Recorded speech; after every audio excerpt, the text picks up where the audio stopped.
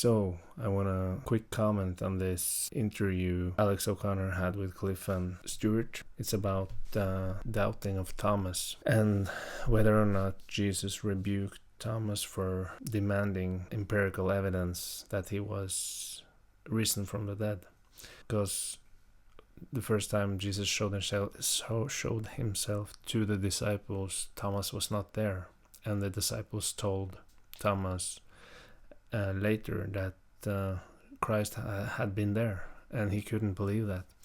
So what I want to comment on is that first we'll watch the clip, and the section of the clip I want to comment, and then I'll explain what my point is.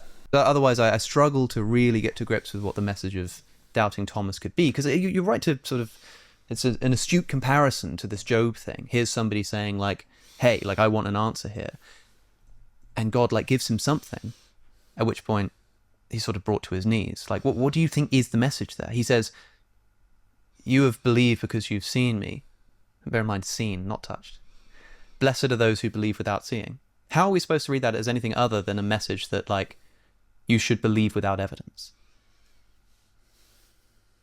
Oh, I don't think I could ever conclude that is, you should believe without evidence. Thomas had asked and said, unless I can see, I'm not going to believe. And Jesus didn't reprimand him and say, you idiot, you dumb nitwit. No, Jesus stands there and says, right here, Thomas, my man, take your hands and put them in the nail prints in my hands. Take your hand and thrust it in a spear wound in my side. And you're right, the text is silent about whether he actually physically put his hands in the nail prints in Christ's hands. But obviously, Thomas hits the ground and says, my Lord and my God, and he worships him, and Jesus accepts that worship as an appropriate response to him. So I think it's real clear that Jesus honored that man.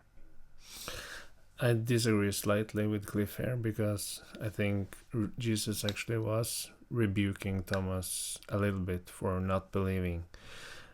Because, and this is my point, Jesus had already foretold 3 times that he was going to suffer, die, being buried, and resurrect on the 3rd day. He had foretold that 3 times to all the disciples. And when it happened, they couldn't believe until they saw him. And I think it's fair that he showed himself after resurrecting, of course. But Thomas, he said, I refuse to believe that he resurrected before I can see him, before I can touch his wound. So I think when Jesus shows himself, he respects Thomas's request, but he rebukes him a little bit, because he said, you believe, Thomas, because you have seen, but blessed are those who believe though they have not seen. So, in other words, those who listened to Jesus and believed his words, Jesus lifts up as true faithful believers. And Jesus showed and proved himself with all the miracles while he was living. So Jesus rebuked Thomas for not believing his words prior to the execution. Let's watch some more. Because when Jesus said to his disciples, let's go to Bethany, Thomas says, yeah, let's go with him to die. So Thomas was not playing this silly game of, let's play the doubting game. No, Thomas was incredibly devoted to Christ, incredibly devoted to thinking through, is Jesus who he claims to be?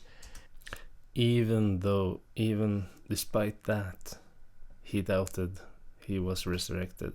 He doubted that Jesus actually had resurrected.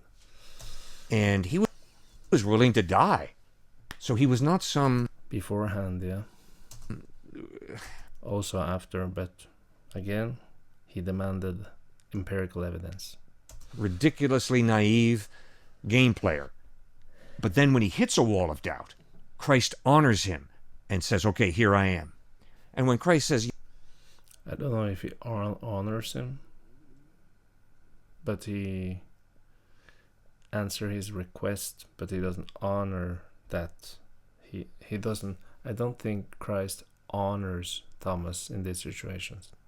So yeah, see you tomorrow. Bye.